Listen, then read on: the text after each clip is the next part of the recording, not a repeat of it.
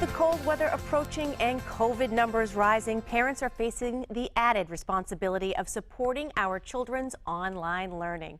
Clinical psychologist Dr. Sharon Saline of drsharonsaline.com joins us today with 4 tips to help children and teens with schoolwork. Welcome, Dr. Saline.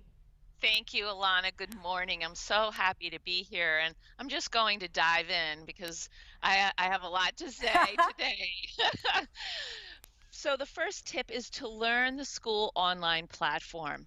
Often these platforms are not as straightforward as you may think. Students have to click from screen to screen and follow a circuitous route to the page they're actually seeking. Homework assignments may be on the calendar page, but the worksheet is somewhere else. Learn how this program works so you can assist them in finding the assignments, projects, etc. that they need.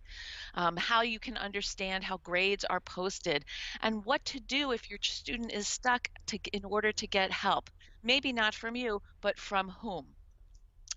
It's really important to consider printing out things like math worksheets, reading assignments, or study sheets.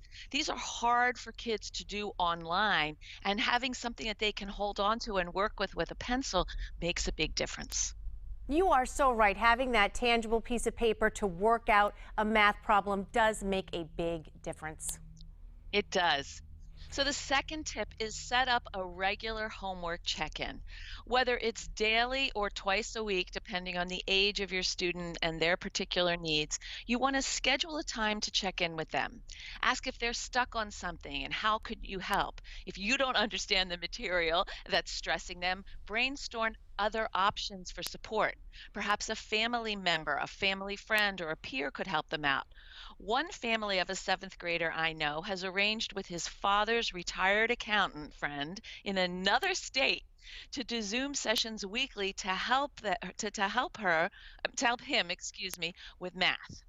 So you want to also consider family work time where you're next to them doing something like the mom in this picture. She has her book out, but she's available to answer questions. Dr. Saline, I love the idea of involving people within your family or even a step outside your family for added support if they have expertise in that area, like that accountant friend that you spoke of. What a creative way to help. And with Zoom, it makes it possible these days. Absolutely. It really does take a village, and for kids, a significant portion of their village, their school environment has been curtailed. So we have to think in different categories. Now, your third tip is improve accountability with a routine. And this is a real important one for students because they're independent with a lot of this learning. Exactly. So we want to both encourage independence and teach accountability. For many students, completing and turning in their work is tough right now, particularly kids who are alternative learners. So you want to set up a daily routine, a time with the expectation in advance that you will help them learn this skill. And your job is to help them get their finished work to the teacher, not to correct the work. Make a time to take a quick look to see that they've answered the questions and then watch them press the send button.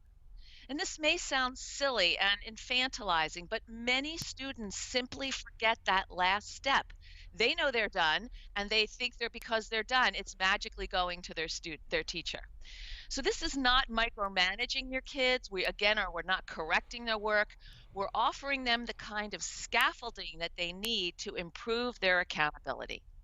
And I like your suggestion of not going in and correcting the work and having them send it off to the teacher, because at some point they've got to be responsible for what they create and pass in. Exactly. Exactly. And if they have a learning challenge or if they're not really understanding a concept, the teacher needs to see that in their work. If you're correcting that, the teacher will never know that they might need some extra support. That's a very excellent point, Dr. Saline. Your fourth tip is adapt to expectations to present situations. Yes, as kids become more fatigued and bored by school on screens, their cooperation, enthusiasm, and attention may well decrease. You may see acting out behaviors such as tantrums, refusing to get up and go to school, unwillingness to actually attend the classes outside of their bedroom in their pajamas, etc. The high stress and frustration with hybrid or online school also negatively affects kids' ability to concentrate. What students were able to accomplish in pre COVID school may be very different from what they can produce now.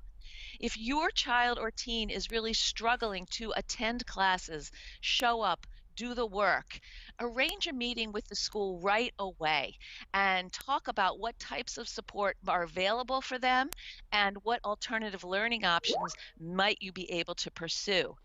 Remember, this is important. Just because your child can't perform the way they did previously in school doesn't mean that they never will. It's just right now that their coping skills are maxed out, and that's negatively affecting their ability to show up and pay attention in the way that they're capable of and probably that they really want to do in their heart. Yeah, we have to be patient with ourselves and others at this time. Am I right? Exactly, exactly. This is not going away. We're going to have several long winter months. Ah. So let's set up the plan now so you can prepare for success. Yeah, set yourself up for success. Dr. Sharon Saline, thanks so much for joining me today. Thank you so much for having me, Alana. It's always a pleasure to talk with you. Likewise.